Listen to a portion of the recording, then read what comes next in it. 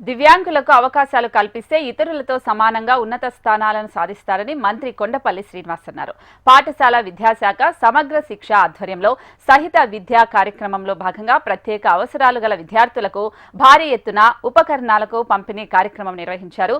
దివ్యాంగుల అభివృద్ధితో తల్లిదండ్రులు, ఉపాధ్యాయుల పాత్ర ఎంతో కీలకమని, వారి అభివృద్ధి కోసం కేంద్ర రాష్ట్ర ప్రభుత్వాలు ఎన్నో పథకాలను అమలు చేస్తున్నాయని మంత్రి కొండపల్లి శ్రీనివాస్ తెలిపారు.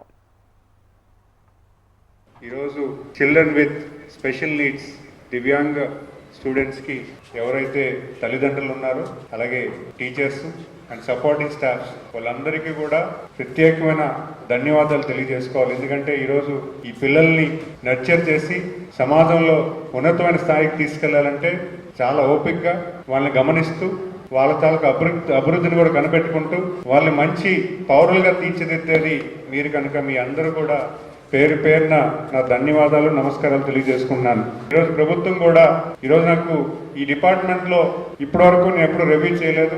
వాళ్ళు ఇచ్చిన ఫీడ్బ్యాక్లో చూసుకుంటే మేము చేసే సాయం చాలా చిన్నది, కానీ ప్రభుత్వం పరంగా ఎంతవరకు అయితే అంతవరకు చేయగలుగుతున్నాము. భవిష్యత్ కాలంలో ఇంకా చేసేదానికి ఏ రకంగా ఉంటుందని కూడా మనం చేసుకుందాం.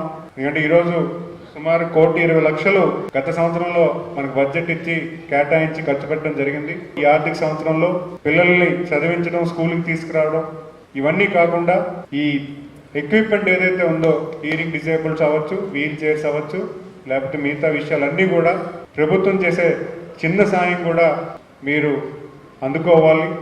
ఉపయోగపడేలాగా మీరు కూడా దాన్ని అలవర్చేలాగా మీరు కూడా దానికి సహకారం చేయాలని చెప్తూ, మరి అంతేకాకుండా ఈరోజు విద్యా వ్యవస్థని మరింత పటిష్టం చేస్తున్నటువంటి మా యువ నాయకులు నారా లోకేష్ గారు, ఆయన డిఎస్సి ఎగ్జామ్లో 16,000 మంది టీచర్స్ని హైర్ చేస్తున్నారు.